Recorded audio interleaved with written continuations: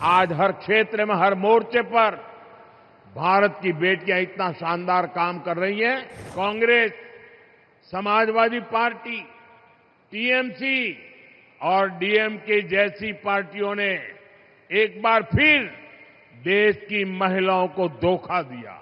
BJP NDA सरकार का एक ही मंत्र है, नागरिक देवो भव।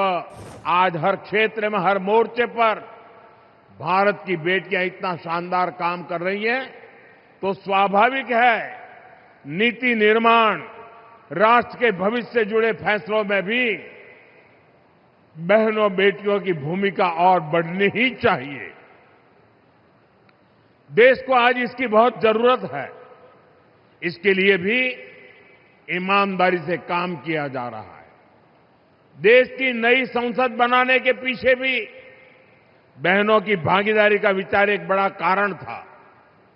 नई संसद बनी तो पहला काम हमने महिलाओं को 33% आरक्षण देने का ही किया। 40 साल से बहनों का ये अधिकार अटका और लटका हुआ था। इसलिए हमने साल 2023 में संसद में नारी शक्ति वंदन अधिनियम पारित करवाया। साथियों, कानून बनने के बाद उसे लागू किया जाना जरूरी होता है। अब ये जरूरी है ये कानून जल्द से जल्द लागू हो। इसलिए पिछले दिनों संसद में इसको लेकर चर्चा रखी गई थी। संविधान में संशोधन के लिए हम कानून लाए थे। ये संशोधन ऐसा था जिसके बाद ज्यादा संख्या में बहनें विधानसभा और संसद में पहुंच पाती। लेकिन साथियों, कांग्रेस, समाजवादी पार्टी, टीएमसी और डीएमके जैसी पार्टियों ने एक बार फिर देश की महिलाओं को धोखा दिया।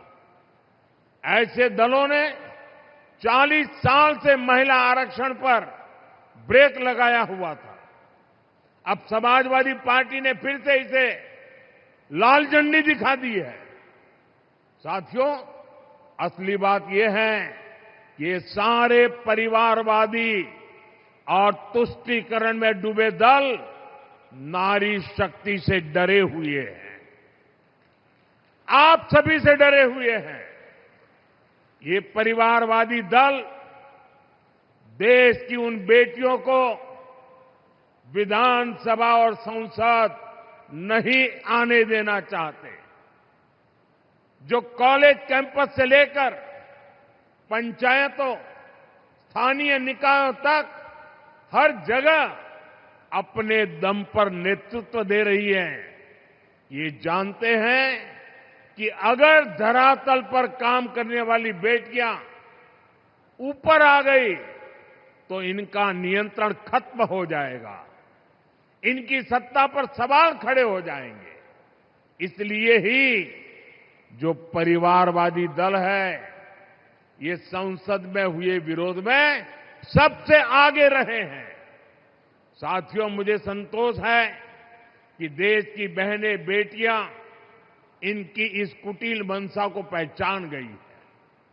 आप देख रहे हैं, असम, केरलम, पुडुचेरी, बंगाल और तमिलनाडु में बहनों ने रिकॉर्ड मतदान किया है। महिला आरक्षण विरोधी दलों को अंदाजा नहीं है कि बहनों का ये वोट महिला विरोधी इन दलों को सजा देने के लिए हुआ है।